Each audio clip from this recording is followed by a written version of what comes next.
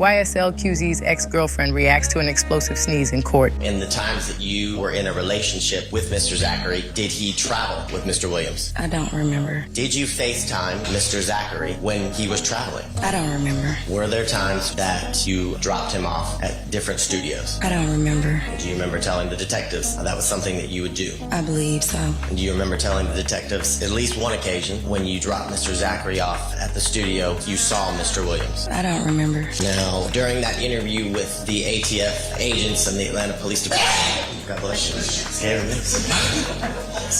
me?